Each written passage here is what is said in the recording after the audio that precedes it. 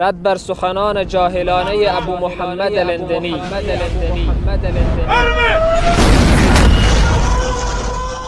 الحمد لله رب الشهداء والمجاهدين، والصلاة والسلام على من بعث بالسيف نبي الملحمة والمرحمة رحمة للعالمين.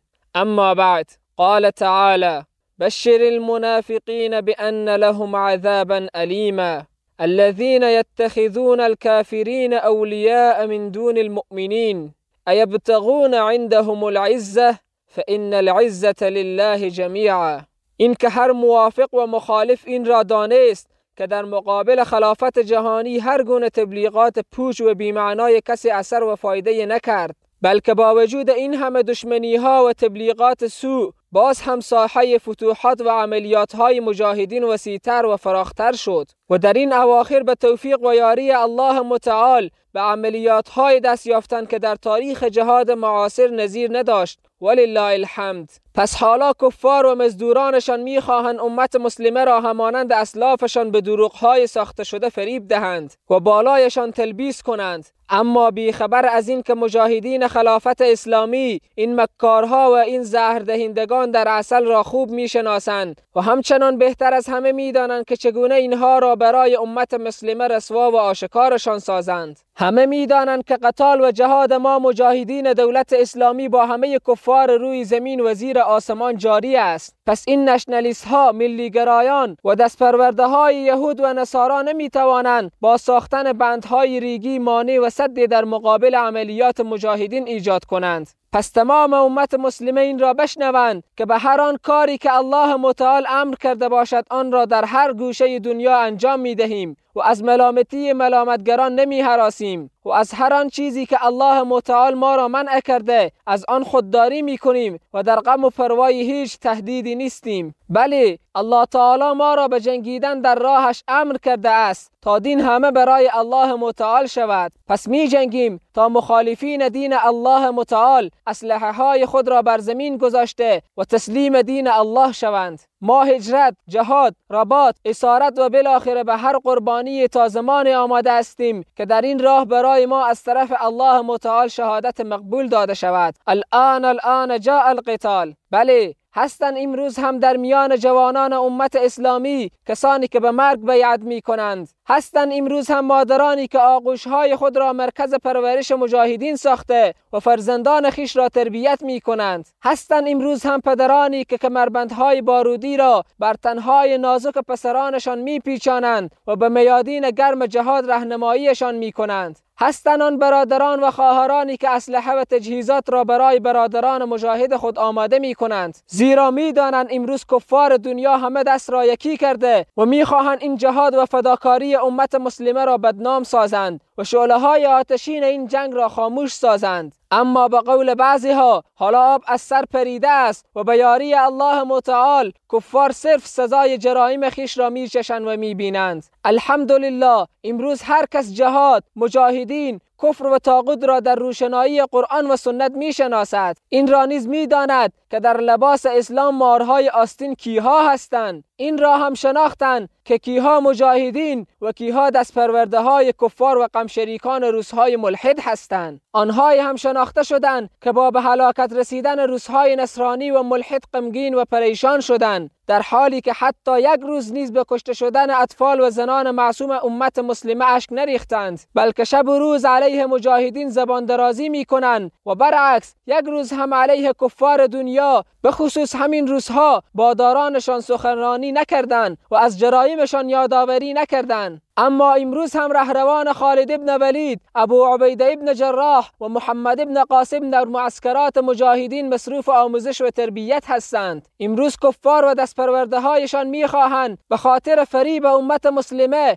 کفار را به عام و خاص تقسیم نمایند، در حالی که هر دو فرقه یک رئیس جمهور دارند، از یک بانک معاش میگیرند، از یک قانون اساسی پیروی میکنند، برای یک نظام و یک دولت خدمت میکنند و برای ترقی و پیشرفت یک نظام مشترکانه کار میکنند. کفار متشکل از همین عوام با خواص هستند. عوامشان در نصرت و حفاظت خواصشان قرار دارند. بدون عوام خواص کفار هیچ کاری انجام داده نمیتوانند. پس برای این کاسلیسان کفار میگوییم که مجاهدین بین حامل قلم و تفنگ فرق قائل نیستند وقتی که هر دو در نصرت کفر و علیه اسلام استعمال شوند. اگر برای دفاع از کفر کسی قلم استعمال می کند و یا اسلحه و بمب، عوام کافر باشد یا خواص، هر دو کشته می شوند، بلکه فراتر از آن غلامان کفار، مناصرین، مدافعین و غمخواران کفار را نیز قتل می کنیم. اگر با کسی به خاطر تقویت صلیبیت قلم است و یا تفنگ، هر دوی اینها نصارا نامیده می شوند و کشتنشان جایز است. آیا چنین فرقی در اسلام است که کسی بگوید این عام یهود است و این خاص؟ وقتی چنین نیست، پس در بین صلیبی ها نیز عام و خاص وجود ندارد، بلکه همهشان کافر محارب نامیده می شوند. شیخ الاسلام ابن تیمیه رحمه الله می گوید وقتی من را در صف تاتار دیدید و بالای سرم قرآن نیز بود، مرا قبل از همه قتل کنید. پس کشتن جوانان کفار محارب در کنسرت هایشان چگونه حرام باشد که این خبیث ها می آیند و این عملیات مبارک را همانند کفار دنیا تقبیح کرده و همراهشان همدردی اعلان می کنند. دین اسلام توسط نقل به ما رسیده است، پس اگر به شریعت محمدی نظر انداخته شود، کسی نیست که این گونه تقسیم خاص و عام میان کفار را برای من بیان کرده باشد. اگر شریعت میان کفار تقسیم هم قائل شده، پس آنها را به محارب و غیر محارب تقسیم کرده که سپس غیر محارب به سه دسته، ذمی، معاهد و مستأمن تقسیم می شوند که امروزه تمام کفار محاربند و غیر از آن شریعت الهی همه کفار را یک ملت گفته است و قرآن همه کفار را در یک ردیف قرار داده می فرماید ان فرعون و هامان و جنودهما كانوا خاطئین. آری، فرعون، هامان و لشکریان آنها خطاکار بودند. زمانی که کفار میان مسلمانان هیچ فرق قائل نیستند و عام و خاص مسلمانان را به قتل میرسانند، پس ما را چه کسی مکلف به تقسیم کردن کفار به عام و خاص کرده است؟ شما شاهد بودید که اتحاد جماهیر شوروی به رهبری مسکو میلیون ها مسلمان را در افغانستان بدون تفکیک خاص و عام به قتل رساندند. همین روسیه به رهبری پوتین ده ها هزار اطفال و زنان و ریش سفیدان را بدون تفکیک عام و خاص در شام به قتل رسانیدند. و همین حالا نیز شما شاهد هستید که کفار در غزه با کدام اصول می جنگند و آیا میان خاص و عام فرق قائل می شوند و یا نه؟ همه را از یک سر بمبارد می کنند. ولی باز هم مفسر اقوال ملحدین می آید و کشته شدگان حمله مسکو را بیگناه می نامد و این را دلیل پیش می کند که در شریعت اسلامی کشتن زن، طفل و دهقان حرام است. این جاهل نمی داند که آیا در آن کنسرت دهقانها آمده بودند؟ آیا آن کنسرت در یکی از اطرافها و قریجات برای دهقانها برپا شده بود؟ آیا این کنسرت برای دهاقین خاص شده بود و برایشان تخم زراعتی و یا دیگر چیزها توزیع می شد؟ آیا دهقان می تواند برای یک شب $600 به خاطر یک کنسرت 2 ساعته تکید بگیرد؟ و یا مجاهدین به جای کنسرت به کدام فرم گوها و یا کدام فرم مقداری حمله کرده که این شیخ لندنی دلیل پیش می کند که رسول الله صلی الله علیه و سلم از کشتن دهقان منع کرده. صحبت بالای غزوه مسکو می کند، بعد دلیل از منع کشتن دهقان می آورد. این شد تلبیس این خبیث. آیا در کنسرت جوانان می آیند یا پیران؟ آیا در کنسرت مردم پولدار می آید یا دهقانها؟ آیا در این کنسرت مسلمان ها جمع می شوند یا صلیبی های ملحد؟ آیا در این کنسرت روس های اشغالگر که حالا هم سرزمین های اسلامی همچو داغستان، قفقاز، چچن و غیره را تسخیر کرده و هویت این سرزمین های اسلامی را دفن کردند اشتراک داشتند یا نه کسان دیگر؟ بله، همان روزهایی که در اخیر هر هفته اینجا جمع می شدند و رقص و پایکوبی در حال سر می دادند که همان لحظه در غزه جویهای خون روان بود. زن و طفل امت مسلمه به دستان همین ملت کفر کشته می شدند و زیر بمباران بمب‌های آتشین قرار گرفته اند. در همین حال مجاهدین آمدند و این خوشحالی کفار را به غم و ماتم تبدیل کردند.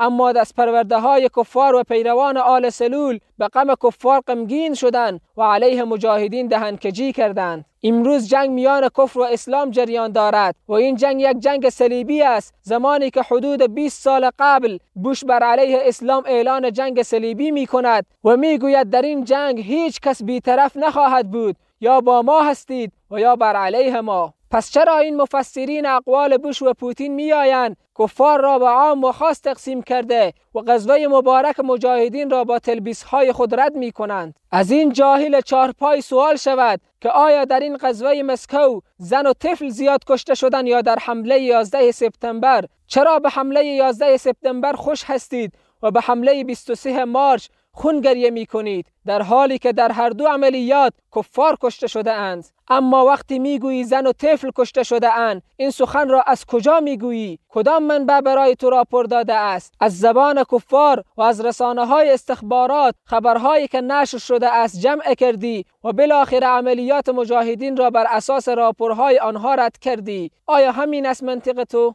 ای تربیه شده آل سلول، الله سبحانه و تعالی می‌فرماید وقتی فاسق برای شما خبر آورد در آن شما تحقیق کنید، اما تو به خبر کفار و روس‌های ملحد و استخبارات گوش داده و سخن ایشان را بدون تحقیق زمزمه کرده و میگویی زن و طفل و دهقان و کهنسالان کشته شده اند. بدون این که از مجاهدین در این مورد بپرسی و تهمت‌های بیجا روی آوردی. امیر انقماسی‌های عملیات مسکو میگوید ما برای 4 برادر انقماسی گفته بودیم اطفال و زنها را هدف قرار ندهید، حتی به خاطر اینکه اگر برق برود و اینها بتوانند هدف را بهتر شناسایی کرده بزنند، برای هر یک لیزر و چراغ در کلاشینکوف‌هایشان نصب شده بود. پس ای لندنی، بدان که مجاهدین بهتر از تو مسائل قتل و قتال را درک کرده و میدانند و لحاظ شریعت را میکنند و عمدن زن و طفل را هدف قرار نمیدهند و حتی ویدیوهایی که در رسانه ها بیرون شده یکی را به گونه مثال بیاور که مجاهد مستقیما به زن و طفل شلیک کرده باشد.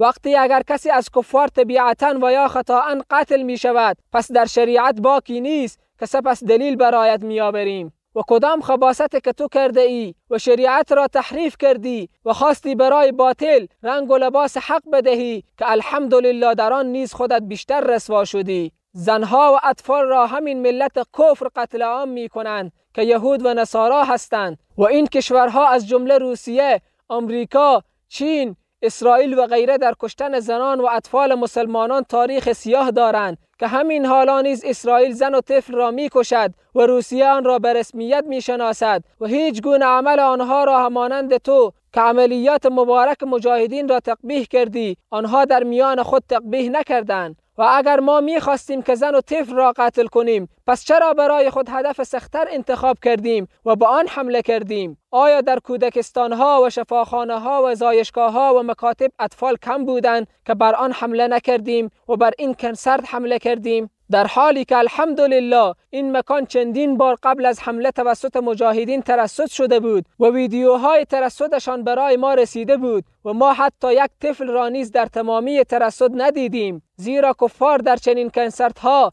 اطفال خود را به کودکستان‌ها میبرند و اینجا خود را برای شراب نوشی و فحاشی بیکار میسازند. پس کسی که به خاطر شریعت از مال و جان خود میگذرد، او خوب میداند که کیها را قتل کند و کیها را نه. آنها 100 بار و بلکه هزاران بار دین را بهتر از شما تربیه شدگان آل سلول میفهمند و عمل میکنند و به خاطر همین دین به هر گونه قربانی آماده هستند. مجاهدین مستقیما به کفار و صلیبی‌ها شلیک کردند، بالای کسانی که در قتل مسلمانان شریک هستند شلیک کردند. اما تو منافق متعصب بدگویی مجاهدین را آغاز کردی تا بدین وسیله توجه بیشتر بادارانت را جلب نموده و درباره مقابله با مجاهدین از تو ملا درباری مشوره بگیرند. افسوس که چی ارزان دین را فروختی. بعد به نقش و قدم یهود حرکت کردی، اجماع علما را نقل کردی، اما یک قسمت آن را بیان کردی و قسمت دیگر آن را کتمان نمودی. تو از اجماع علما صرف این قولش را آوردی تا زمانی که زن و کفار و اطفالشان علیه مجاهدین در جنگ نباشند کشته نمی شوند، ولی اگر در جنگ مستقیم یا غیر مستقیم اشتراک کردند این اجماع علما است که کشته می شوند و این روزها اکثرشان در جنگ علیه مسلمانان شریک هستند. آیا در این انتخابات شرکی چند مدت قبل بیشتر از 80% رأی را خرس پوتین نبرد؟ این 80% کیها هستند؟ صرف مردها رأی دادند و بس؟ آیا بیشتر مأمورین دولت روسیه زن نیستند؟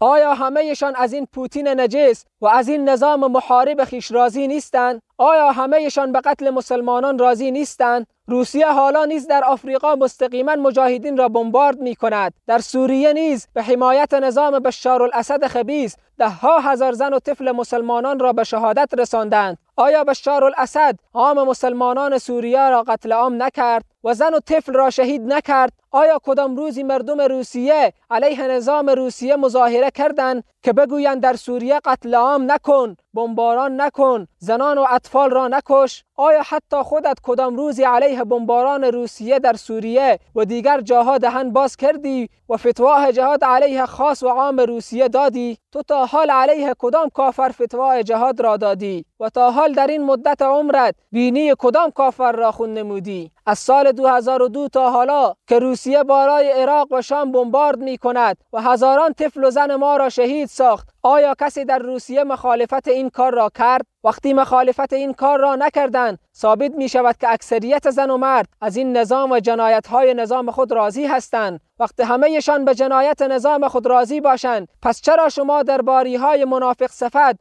کفار را به عام و خاص تقسیم می کنید؟ اشتراک زن در جنگ اکثراً دست دو و غیر مستقیم است. این زنها هستند که در نظام کفری تمام کارهای اداری دولت را خودشان انجام می‌دهند و مردهایشان به جنگ می‌روند. اینها هستند که نظام پوتین را در حرکت آورده، اما شخص ابلیس صفتی می‌آید و برای غم شریکی با کفار دین الله متعال را تحریف می‌کند و فتوای علما که می‌گویند وقتی زنهای کفار در جنگ شریک بودند کشته شوند را مخفی می‌کند و فقط یک قسمت فتوا را ذکر می‌کند. این است منافقت و رذالت این شخص. اول ادعای مجاهدین این است که در آنجا کسی زنان را قصداً هدف قرار نداده است. اگر داده است دلیل بیاور.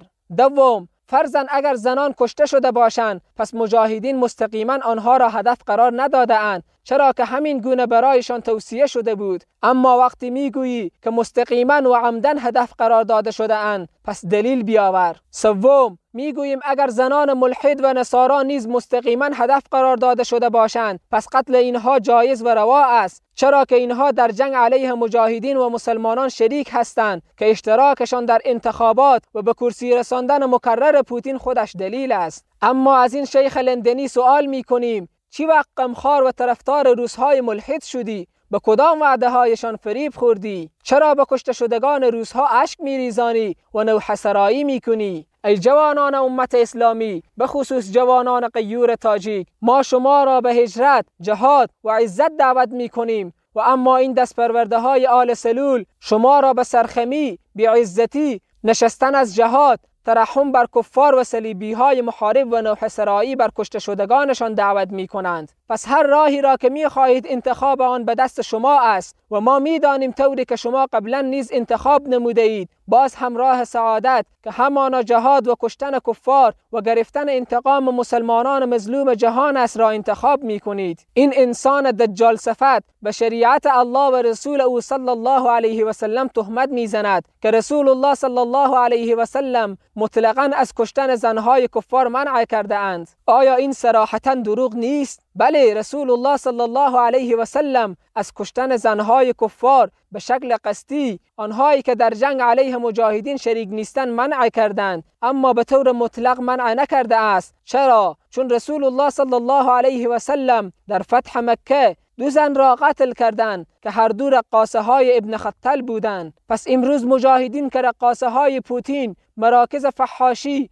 مستی و رقص و پایکوبی کفار را هدف قرار می دهند، پس دستپرورده ها و ملیشه های پوتین غمگین می شوند و می گویند که این کار شرعی نیست. امام خطابی رحمه الله در معالم السنن می فرماید زن کشته نمی شود تا زمانی که او محارب و در جنگ علیه مسلمانان شریک نباشد. پس وقتی در جنگ شریک شد کشته می شود. امام بغوی در شرح السنه جلد 11 صفحه 47 می فرماید اهل علم به این سخن عمل می کنند که زنان کفار حربی کشته نمی شود تا زمانی که در جنگ شریک نباشند. وقتی در جنگ شریک شدند پس کشته می شوند. همین رأی و نظر حافظ ابن حجر رحمه الله نیز است که در فتح الباری جلد 12 صفحه 272 با آن تصریح کرده است. امام ابو داود رحمه الله حدیث نقل می کند که یک صحابی نابینا یک کنیز داشت و این کنیز علیه رسول الله صلی الله علیه و سلم زبان درازی می کرد. این صحابی او را منع می کرد، اما این زن منع نمی شد. بالاخره روزی صحابی نیزه خود را گرفت و به شکم کنیز فرو برد و خود را بالایش انداخت تا اینکه زن به قتل رسید. زمانی که رسول الله صلی الله علیه و سلم از این قضیه خبر شدند، فرمودند همه شما آگاه باشید که خون این زن هدر رفته است. پس از این معلوم می شود که زن ولو کافر باشد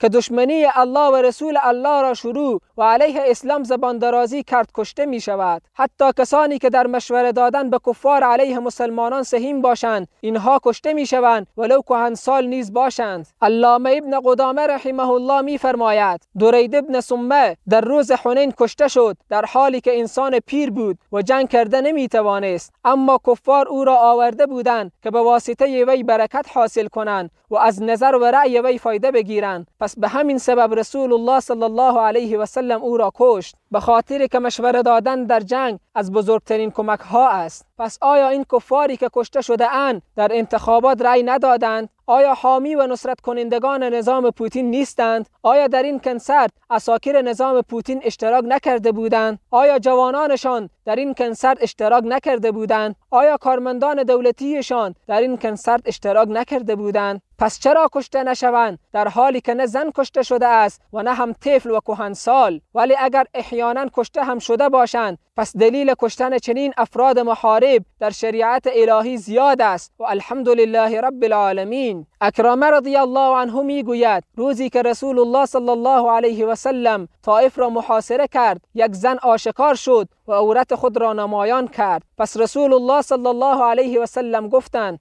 این زن را با نیزه بزنید. پس یک صحابی این زن را هدف قرار داد و مردار شد. بعد در شرح این حدیث علامه ابن قدامه رحمه الله می فرماید که قتل آن زنانی نیز جایز است که در جنگ علیه مسلمانان به کفار آب می دهند و یا آنان را به جنگ تشویق و ترغیب می کنند. پس این از شریعت الهی که چنین آشکار است و این خبیثهای درباری می خواهند شریعت الهی را به مردم مسخره کرده و کشتن کفار حربی را برایشان ناپسند معرفی کنند. تمام سخنان این ضال مضل پر از فریب و مکر است. دلیل از یک جای می آورد و بالای دیگر جای تطبیق می کند. می گوید رسول الله صلی الله علیه و سلم از قتل زن منع کرده است. بعداً می گوید عام کفار چرا کشته شوند؟ اما این بدبخت نمی داند که این نظام ها و حکومت ها از کی جور و ساخته شده است. همه‌شان به یک نوعی در جنگ علیه مجاهدین قرار دارند. علما حتی در مورد جنگ در دارالکفر محاربین می گویند که حتی خون مسلمان نیز در آن هدر است، چی برسد به خون روس‌های ملحد. تمام سخن این غلام بچه شیخ لندنی بر تهمت بنا شده است. به زعم خویش تهمت علیه مجاهدین بسته و رد کرده می گوید کشتن دهقان کفار منع است. آیا این کنسرت دهاقین بود؟ میگوید طفل کشته شده. آیا این تالار کودکستان بود؟ میگوید زنها کشته شده. آیا زایشگاه بود؟ میگوید شریعت از کشتن پیرمردها منع فرموده. پس آیا در آن کنسرت پیرمردها آمده بودند و میرقصیدند؟ آخر چرا به این شدومت اظهار غم شریکی با کفار میکنی؟ تو را چه شده؟ چه وعده برایت داده شده است که در تلاش این هستی تا از مجد و جلال این عملیات مبارک بکاهی و کفار را از خود راضی بسازی؟ بدان که مثل بادارانت ذلیل خواهی شد ان شاء الله. چرا ماتم گرفته و اینقدر در غم ملحدین فغان و فریاد میزنی؟ روزها را در سرزمینشان به همین آرامی بگذاریم تا بیایند در سرزمینهای اسلامی بدون خوف مسلمانان را قتل عام کنند؟ آیا دعوت و هدف تو همین است؟ این محل خرمستی، عیاشی و شرابخوری جوانان برهنه و نیمه برهنه روس‌های اشغالگر که سرزمین‌های اسلامی را اشغال کرده و اکنون حامی و حلیف نظام بشار الاسد و دیگر خبثا هستند، خون اینها ریخته شده. اما افسوس که از روس‌های روسپی کرده درمانده و تحت فشار معلوم میشوی و الحمدلله که این سخنانت سبب ذلت و رسوایی بیشتر خودت شد. الحمدلله که باطن تو را الله متعال آشکار ساخت. حال همه فهمیدن که تو غمخوار روس‌های ملحد هستی و پروای امت مسلمه را نداری. تو همچون شیطان که آدم علیه السلام را به قسمهای دروغینش فریب داد، میخواهی اولاده آدم علیه السلام را به قسمهای مکارانه و دروغینت فریب بدهی. اما لله الحمد مجاهدین خلافت اسلامی این چهره پنهان تو را آشکار خواهند ساخت و دیگر به نمایندگی از موحدین صحبت نمیتوانی، چون همه حقیقت تو را شناختند که از صف موحدین بیرون شدی و دیگر در میان موحدین جایی نداری. این دجال صفت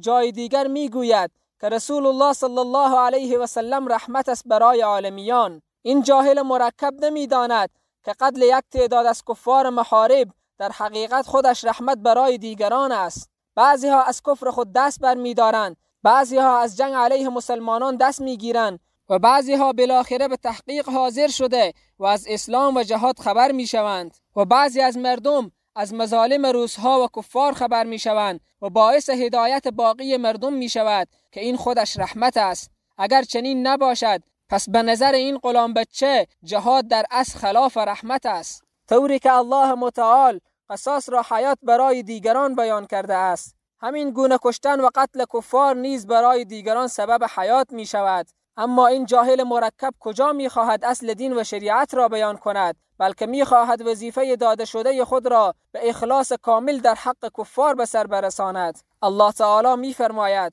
ولکم فی القصاص حیات یا اولی الالباب لعلکم تتقون. و ای خردمندان، شما را در قصاص زندگانی است، باشد که تقوا پیشه کنید. اما زمانی که نه عقل باشد و نه ترس از الله متعال، سپس شخصی مثل این جاهل می آید و شریعت الله متعال را تحریف می کند. اما این را نمی داند که الله متعال رسول الله صلی الله علیه و سلم را مژده دهنده و هم بیم دهنده فرستاده است. رسول الله صلی الله علیه و سلم و امت رسول صلی الله علیه و سلم در مقابل همدیگر نرم دل و مهربان و در مقابل کفار سخت دل هستند. محمد رسول الله والذین معه اشداء علی الكفار رحماء بینهم، یعنی محمد صلی الله علیه و سلم پیامبر الله و کسانی که با او هستند بر کافران سختگیر و بر همدیگر مهربان هستند. بله، ابوبکر، عمر، علی و اصحاب دیگر رسول الله صلی الله علیه و سلم همه‌شان در مقابل کفار سخت دل و در مقابل همدیگر نرم دل بودند. بله، خالد ابن ولید رضی الله عنه در کاسه سر کافر شوربا خورده بود. این بود شدت سختی و دشمنی مسلمانان با کفار. این جاهل چطور از آیت‌های جهاد انکار کرده و همه این آیت‌های قرآن را عقب می‌گذارد و می‌آید و می‌گوید دین ما رحمت است و جهاد را جنایت و وحشت می‌نامد، در حالی که الله متعال به کشتن کفار امر می‌کند. قاتلوهم یعذبهم الله بأیدیکم و یخزهم و ینصرکم علیهم و یشفی صدور قوم مؤمنین. با آنان بجنگید، الله آنان را به دست شما عذاب و رسوایشان می کند و شما را بر آنان پیروزی می بخشد و دلهای گروه مؤمنان را خنک می گرداند. وقتی که دلهای تمام موحدین بالای کفار یخ شد، این انسان خودخواه و متکبر جز این راه دیگر شهرت طلبی را نیافت که بیاید علنی در مخالفت حق ایستاد شود و دین الله متعال را تحریف نماید. اما این را بداند کسانی که در مقابله با مجاهدین قرار گرفتند جز رسوایی دنیا و آخرت چیز دیگری نصیبشان نشد. شما شاهد باشید که اگر این مردم از سخنانشان توبه نکردند، بعدها شاهد اشتراکشان در صف کفار به طور علنی نیز باشید. الله رب العالمین ندا میزند که چرا در راه الله جهاد نمی کنید و چرا انتقام مردم مظلوم را نمی گیرید. این جاهل منافق و تارک جهاد می آید و جهاد را به مردم جنایت و وحشت معرفی می کند. سبحان الله، چطور اینقدر به خاطر متاع دنیا جرأت می کنند و منهج حق را رد می کنند. و ما لكم لا تقاتلون في سبيل الله والمستضعفين من الرجال والنساء والولدان الذين يقولون ربنا أخرجنا من هذه القرية الظالم أهلها واجعل لنا من لدنك وليا واجعل لنا من لدنك نصيرا. و چرا شما در راه الله و در راه نجات مردان و زنان و کودکان مستضعف نمی جنگید، همانان که می گویند پروردگارا ما را از این شهری که مردمش ستم پیشه ان بیرون ببر و از جانب خود برای ما سرپرست قرار بده و از نزد خویش یاوری برای ما تعیین فرما. ما از این جاهل سوال می کنیم که آیا زندانهای روسیه پر از موحدین نیست؟ آیا خودت اعتراف نکردی که روسیه مسلمانان را به زور به اوکراین میبرد و آنجا کشته میشوند؟ آیا زنهای موحدین در زندانهایشان اسیر نیستند؟ پس وقتی مجاهدین به خاطر انتقام این مظلومین دست به اسلحه میبرند، تو میایی و با تلبیس خود این حمله مبارک را رد میزنی؟ خب شاید ملامت نباشی، چون مال و متاع و شهرت طلبی دنیا بالایت غالب شده و حق را پنهان کرده به باطل لباس حق را میپوشانی. همه اصل سخنت همین است که رسول الله صلی الله علیه و سلم از کشتن دهقان منع کرده. جهالت تو از همین جا باید آشکار و واضح شود که نمیدانی در کنسرت دهقانها و غریبکارانی که مشغول زمینداری و مالداری هستند نمیآیند. تو که اینقدر تفکیک نمیتانی که در کنسرت کی می آید، پس از تو متعصب که تازه مرض فاشیستی و نشنالیستی را نیز آشکار کردی بیشتر توقع نیست. خالد ابن ولید رضی الله عنه تمام قریه های کفار را قتل عام کرده است. ما حتی قریه های کفار را نزدیم، بلکه اجتماعشان را هدف قرار دادیم که شراب به دست و به خرمستی به پای خود آمدند. و تو باز میگویی کشتن دهقان حرام است. حکم کشتن دهقان را بر کنسرت تطبیق میکنی. خباثت تو از اینجا آشکار می شود. حدیث را میخوانی که رسول الله صلی الله علیه و سلم خالد رضی الله عنه را از کشتن زن و اطفال کفار منع کرد، اما علت من را بیان نمی کنی که چرا منع کرده و علما راجب به این حدیث چه گفتند. تحریف کردی و کار یهود که در گذشته تحریف دین الله متعال را میکردند به آن دست زدی. کفار میخواهند به هر نوع که میتوانند صف مجاهدین را ضعیف سازند تا جوانان با مجاهدین یکجا نشوند. در این صورت علماء عبد روبل و دینار را موظف میکنند که به هر شکل ممکن مانع رفتن موحدین به صف جهاد شوند تا نشود بار دیگر لاشه های کفار حربی در شهرهای مسکو و غیره دیده شود. پس به موحدین میگوییم از این ملاهای زرخرید یکیش ابو محمد مدنی است که امروز بر علیه جهاد و مجاهدین زبان درازی می کند و به زور دلار و روبل علیه موحدین بدرد می گوید. ما به موحدین می گوییم به سخنان این جواسیس استخبارات گوش ندهید، چرا که اینها خودشان ذلیل شده اند و می خواهند شما را نیز به طرف ذلت بکشانند. خود ایشان روزمره از منهج رسول الله صلی الله علیه و سلم به عقب روان هستند و میخواهند شما را نیز به طرف بزدلی و به نشستن از جهاد دعوت نمایند. از رسول الله صلی الله علیه و سلم سوال می شود که شب بالای خانه مشرکین حمله شود و به زن و طفلش ضرر برسد چطور می شود؟ پیامبر صلی الله علیه و سلم در جواب می گویند زن و طفلشان از خودشان هستند. هم منهم، یعنی اگر ضرر رسید یعنی کشته شدند از جنس خود کفار هستند. اما این جاسوس مجهول الهویه بدون اینکه از مجاهدین درباره انگیزه این کار سوال کند به رسانه‌های کفری استناد می‌کند و وظیفه داده شده خیش را می‌خواهد به درستی انجام بدهد و دلیل بیجای می‌آورد و در مقابل صف مجاهدین قرار می‌گیرد.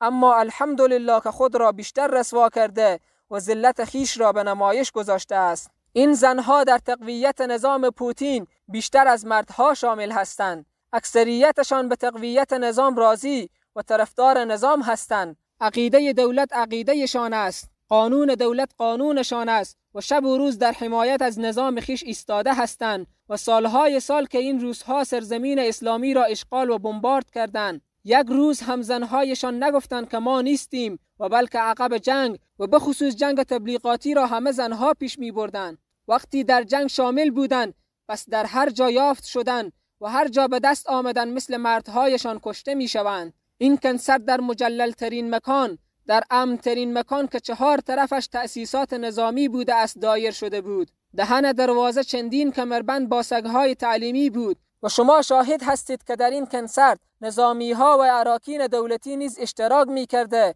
و اشتراک هم کرده بودند و روزهای اخیر هفته نیز بود که بالعموم اراکین دولتیش روزهای اخیر هفته تفریح می کنند. پس مکان عادی نبوده که دشمن در لرزه آمد. اما این جواسیس تربیه شده به همین روز تربیت یافته اند که فقط حملات مجاهدین را کمرنگ جلوه دهند و به نفع کفار تبلیغات کنند و حق را با باطل خلط کنند. میگوید در این اجماع است که زنهای بیگناه کشته نمی شود. بله، اما اینها کجا بیگناه هستند؟ یک بار بیگناهی اینها را ثابت کن، بعد از آن حکم بزن و رد کن. جاسوس منافق صفت، بار بار برایت ذکر کردیم که اینها ملحد و نصرانی هستند حامی و نصرت دهندگان نظام پوتین هستند و در انتخابات اکثریتشان اشتراک کرده و علیه اسلام و مسلمانان قرار دارند. دشمنان الله و رسول الله هستند، در قتل مسلمانان دست دارند، در اسارت مسلمانان دست دارند. اینها کجا بیگناه هستند؟ فتاوای امام نووی رحمه الله را ذکر می کند. این خائن و تربیه شده یهود که به یک صفت یهود عمل می کند، یک قسمت فتوا را ذکر می کند، قسمت دومش را پنهان می کند. این مسلک یهود بود که زمانی نام رسول الله صلی الله علیه و سلم در تورات می آید، دست خود را بالای آن می گذاشتند و این هم بالای فتوای امام نووی رحمه الله دست گذاشته و از سر آن می گذرد.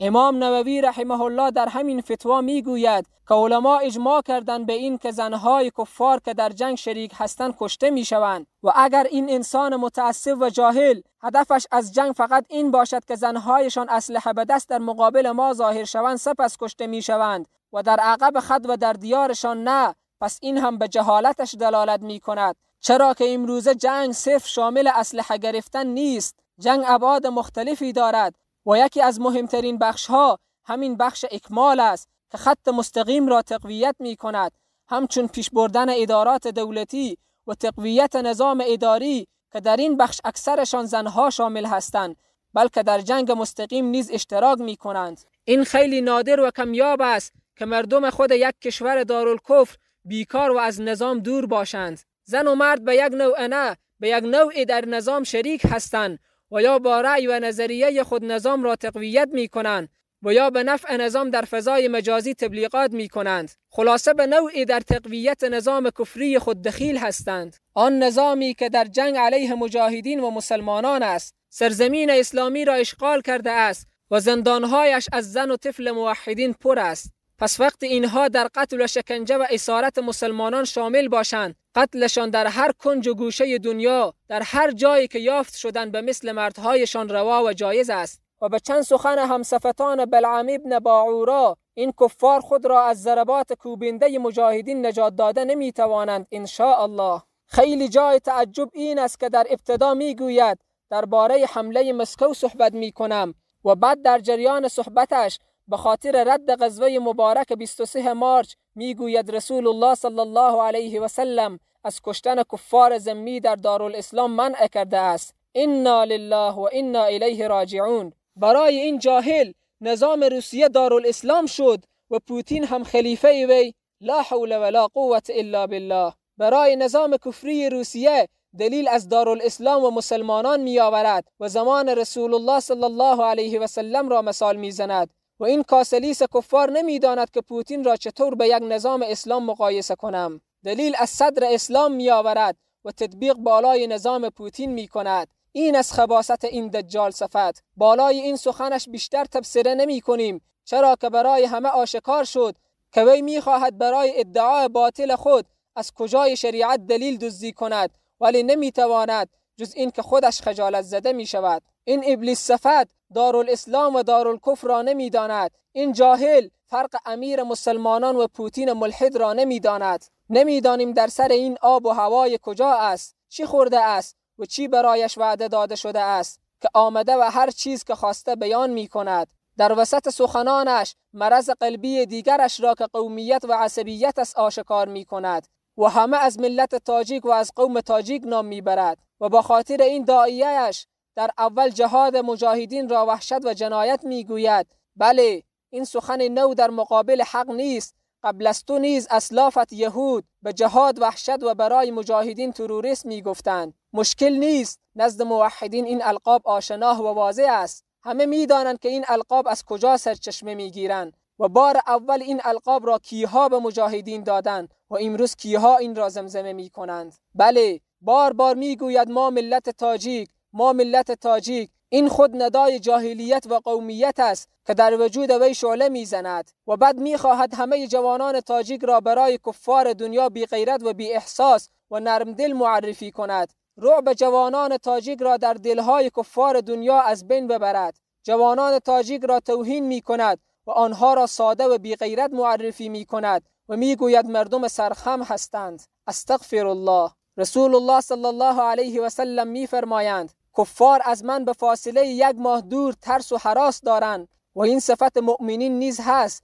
که کفار از ایشان ترس و هراس دارند. اما این منافق گماشته شده می‌خواهد جوانان تاجیک را سرخم و بی غیرت معرفی کند. امروز کفار دنیا در شرق و غرب یک جا و ملیشه‌هایشان از جوانان تاجیک در ترس و هراس هستند. الحمدلله موحدین تاجیک دلهای کفار دنیا را به لرزه آورده اند. علیه هر کافر و هر جا در تمام میدانهای گرم جهاد و استشهاد جوانان موحد تاجیک مقدم هستند. شجاعت و غیرت اینها را در سنگرهای جهاد ما مجاهدین خراسان مشاهده کردیم. ولی این مزدور را شما بنگرید که چطور این رعب و دبدبه موحدین تاجیک را با مهارت کامل و ابلیس صفتی که خود را خیرخواه معرفی می کند می خواهد از بین ببرد و می گوید جوانان تاجیک جرأت کشتن بز و گوسفند را ندارند. مذکور این گونه جوانان را می خواهد زن صفت نشان داده و شجاعتشان را زیر سؤال ببرد تا وقتی همچو طالب العلم های گمراه باشند و جوانان را بی غیرت معرفی کنند و شجاعتشان را از بین ببرند همچو ذلت را شاهد خواهیم بود. هدف وی این است که اگر کفار شما را توهین می کند، هر نوع حقارت در حقتان می کند، شما همچون گوسفند که بسته و زیر تیغ برده می شود صدایتان را بلند نکنید. وقتی کفار شما را ذبح می کرد شما دست و پای نزنید، چرا که کفار باز می گویند شما نرم دل نیستید. این است دعوت و عقل این جاهل مرکب. عزت در جهاد است. شما یک مجاهد را با غیر مجاهد مقایسه کنید، بعداً عزت هر دو برایتان معلوم می شود. اما این دجال صفتان در اصل وظیفه ترک جهاد را به دوش گرفته اند و می خواهند جوانان را به ترک جهاد دعوت دهند. از راه‌های مختلف می آیند و علیه مجاهدین قرار می گیرند. این انسان مذبذب بعداً ظلم حکومت تاجیکستان را بیان می کند، اما راه حل شرعی به وی که جهاد از پیشنهاد نمی کند، بلکه خود را پیش می کند که برای ما وظیفه بدهید و علماء پیر که در تاجیکستان هستند به درد نمی خورند. سبحان الله. این است داعیه این طالب العلم سو و درباری. می گوید حکومت تاجیکستان ریش را به زور می تراشد، حجاب خواهران را به زور دور می کند، 10 مسلمان را شهید می کند. وقتی جوانان برمی خیزند و از بادار و مربی حکومت تاجیکستان روسها انتقام می گیرند، خائنین امت همچو شیخ لندنی می آید و علیه مجاهدین زبان درازی می کند. این است مقام و منزلت شما. به کدام جرأت تو جوانان تاجیک را سرخم می گویی؟ در اصل خودت سرخم و ذلیل و خوار هستی. در اصل تو درمانده و بیچاره هستی. جوانان الحمدلله مسیر حق را یافته اند و الحمدلله حالا هم در معسکرات ما از جوانان تاجیک پر است. موتو بغیظکم. جوانان تاجیک به هر گونه قربانی و فداکاری و گرفتن انتقام از طواغیت آماده هستند. شهادت، اسارت و هجرت را قبول دارند، اما سرخمی را قبول ندارند. سرخم خودت و امثالت هستید. یوسف علیه السلام در مقابل دعوت به یک گناه سرخم نمی کند، بیشتر از 8 سال زندان را قبول می کند. این جوانان تاجیک در مقابل الحاد، کفر و بیدینی چطور سرخم کنند و از صف جهاد دور شوند؟ ان شاء الله اینها از این مسیر دور نمی شوند. هرچه زحمت بکشی هباء منثورا است ان شاء الله. جوانان موحد تاجیک سرخم نه، شما سرخم و نزد وجدانتان خجالت زده هستید که امروز به چیزهای اعتراف می کنید که دیروز جرأت بیانش را نداشتید. اما راست است که می گویند شیطان انسان را از مسیر حق مرحله به مرحله منحرف می کند و امروز ما شاهد این هستیم که به مسیر باطل و ذلت قدم ماندی. به زور درهم و دینار خود را مکلف کردی که کار نیک و شایسته جوانان تاجیک را نیز رد کنی. ملامت نیستی، از غلام جز این انتظار چیز دیگری نیست. جهاد کار هر کس نیست. این شجاعت و غیرت می خواهد و الحمدلله در جوانان موحد تاجیک این شجاعت و غیرت بی نهایت است که همیشه به صدای حی علی الجهاد لبیک می گویند و هیچ وقت تسلیمی را قبول ندارند. مردانوار با هر دشمن الله دشمنی می کنند و با هر دوست الله دوستی می کنند و به سخنان شما سرخمها گوش فرا نمی دهند. در ایران دشمنان ناموس و عزت رسول الله صلی الله علیه و سلم روافض هدف قرار گرفتند و کشته شدند. در روسیه ملحدین و صلیبی ها هدف گلوله مجاهدین شدند. تو که این دو غزوه مجاهدین را تروریستی و جنایت می‌خوانی، پس بدان که مکمل در خیمه نفاق داخل شده ای که در آن ایمان نیست. در یک قسمت از سخنانش میگوید باید جوانان تاجیک یکدیگر را خود را عزت کنند و هم دیگر پذیری داشته باشیم. سبحان الله. اینجاست که نفاق پنهان شده خود را بیشتر آشکار می سازد که این یک فاشیست و نشنالیست هست. قومیت در رگهای وی مثل خون جریان پیدا کرده است. بعداً صراحتاً می گوید که با وجود این که اختلاف نظر و عقیده داریم باید در مقابل دیگران هم دیگر پذیری داشته باشیم. سبحان الله. این از کفر آشکار که به زبان وی بیباکانه جاری می شود. اعوذ بالله. در تاجیکستان هر گونه مردم عام از ملحدین، صوفیهای درباری و موحدین هستند. پس میگوید با وجودی که بین هم اختلاف نظر داریم باید هم دیگر پذیری داشته باشیم. معنیش همین است که موحدین بیاین ملحدین و صوفیها را عزت کنند. این شد داعیه مبارزه اش و این شد منهج وی. در حالی که این کفر و الحاد است. این سکولاریسم و خلاف عقیده توحید است. این خلاف عقیده الولاء و البراء است. این خلاف منهج رسول الله صلی الله علیه و سلم است. فاین تذهبون؟ تا دیروز لباس شریعت را در تن کرده بودی و امروز از لباس قومیت می آیی و خود را خیرخواه ملحدین تاجیکستان معرفی می کنی. ثمره کار تو و زحمت‌هایی که می کشی همین است که مردم را با حکومت تاجیکستان ایستاد کنی و با وجود داشتن اختلافات عقیدوی باز هم یکدیگر خود را بپذیرند. ثمره کار تو و زحمت‌هایی که می کشی همین است که مردم را با حکومت تاجیکستان ایستاد کنی و با وجود داشتن اختلافات عقیدوی باز هم یکدیگر خود را بپذیرند. وی در اعتراض به حکومت تاجیکستان میگوید یک عالم دین و یک سیاستمدار نداریم که بیاید سخن از همه تاجیکان بزند و طرفداری از همه تاجیکان کند. ما میگوییم اگر یک سیاستمدار ملحد و بیدین و سیکولر بیاید و به قول تو سخن از طرفداری همه تاجیکان بزند، تو در پهلوی وی ایستاد شده و جوانان را تشویق میکنی تا همکار وی باشند. این است که چهره پنهانیت را روز به روز بیشتر آشکار میسازی. چطور به زبانت این جمله جاری شد که گفتی اختلاف نظر داریم اما باید به یکدیگر احترام کنیم؟ تو جاهل اینقدر پس فطرت شدی که نمیدانی عزت و احترام یک شخص صرف به خاطر اسلام و عقیده وی می شود. به منافق حتی سید و آقا گفته نمیتوانیم. به دشمنان الله ولو برادر و پدر ما باشند دوستی نمیتوانیم. اما نمیدانیم که تو به کدام دین و منهج روی آوردی. شریعت الله متعال این را میگوید که برادر و پدرت وقتی دشمن الله و رسول الله باشد همراهش دوستی نکن. اما این جاهل به ملحدین تاجیکستان خواهان احترام و عزت است. سبحان الله. الله متعال می فرماید لا تجد قوما يؤمنون بالله واليوم الآخر يوادون من حاد الله ورسوله ولو كانوا آباءهم أو أبناءهم أو إخوانهم أو عشيرتهم أولئك كتب في قلوبهم الإيمان وأيدهم بروح منه ويدخلهم جنات تجري من تحتها الأنهار خالدين فيها رضي الله عنهم ورضوا عنه أولئك حزب الله ألا إن حزب الله هم المفلحون. ترجمه: قومی را نیابی که به الله و روز بازپسین ایمان داشته باشند و کسانی را که با الله و رسولش مخالفت کرده اند هرچند پدرانشان یا پسرانشان یا برادرانشان یا عشیره آنان باشند دوست بدارند. در دل اینهاست که الله ایمان را نوشته و آنها را با روحی از جانب خود تایید کرده است و آنان را به بهشت‌هایی که از زیر درختان آن جوی‌های روان است در می آورد. همیشه در آنجا ماندگارند. الله از ایشان خوشنود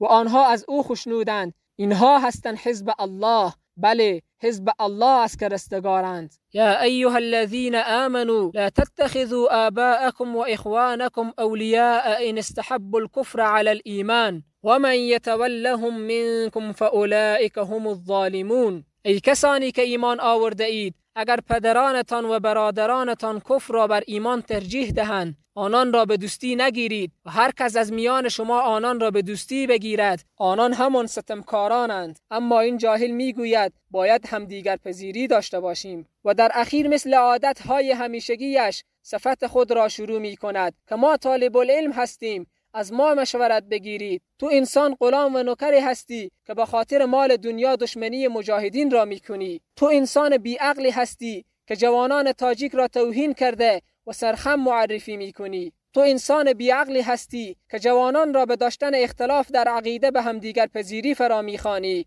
همچون تو انسان منافق کی باشد که میخواهی صف مجاهدین را ضعیف نموده و صف کفار را تقویت کنی و باعث نشستن جوانان از جهاد میشوی. همچون تو تربیه شده یهود کی باشد که جهاد مجاهدین را وحشت و مجاهدین را تروریست میگویی؟ همچون تو ابلیس کی باشد که حق را به باطل خلط میکنی و به خاطر خوشحالی بادارانت شریعت را تحریف میکنی؟ همچون تو منافق صفت کی باشد که به قتل کفار محارب غمگین میشوی و قتل کفار را وحشت میگویی؟ تو را امروز مرض شهرت و منصب زده است. صراحتا میگویی علماء ریش سفید تاجیکستان به دردخور نیستند، بیایید از ما مشوره بگیرید. همه میدانند که علماء ریش سفید که در تاجیکستان هستند آنها درباری و علماء ناکاره هستند. پس میخواهی منصب و وظیفه علماء درباری را با دارد رحمانوف مرتد به تو بدهد؟ همین را میخواهی؟ به خاطر به دست آوردن استخوان منصب اینقدر قوقا کردی؟ پس دربار رحمانوف برای تو مبارک باشد. جوانان موحد تاجیک از تو نفرت دارند و به کسانی که تو میخواهی ترحم و نرمدلی کنی آنها دشمنان موحدین و مسلمانان هستند و با آشکار شدن چهره‌ات به دستان همین جوانان ابراهیمی سر زده خواهی شد ان شاء الله. از الله حیا نمی کنی. بار بار به حکومت مرتد تاجیکستان میگویی همین ما هستیم، همین ما هستیم. والله انسان مخلص و صادق صفت خود را نمی کند، نام خود را نمی گیرد، اما مجنون و دیوانه منصب شدی و همه معیارها را از بین بردی. دیوانوار شوق وظیفه در حکومت رحمانوف به سرت زد. همین است عاقبت دشمنی با موحدین و دعای بد مجاهدین را گرفتن که امروز تو قرار داری. شکمت با پول کفار سیر شده است، حال شوق قدرت و منصب در سرت آمده است. به طریقه های مختلف خود را خیرخواه کفار و ملحدین معرفی می کنی و به عذر و زاری از حکومت کفری تاجیکستان منصب را که برای علماء درباری ریش سفید داده است تقاضا می کنی. چرا از وجودت شرم کوچ کرده است؟ اما ما برایت می گوییم این چاپلوسی به کفار کم است. با این چاپلوسی و دلسوزیت نمی شود کدام منصب به دست بیاوری. بیشتر خدمت کن برایشان، بیشتر برای اهداف کفار قربانی بده، بیشتر در مخالفت حق قرار بگیر تا در چشم ملحدین تاجیکستان محبوب شوی و دستی بالای سرت بکشند ای جاهل.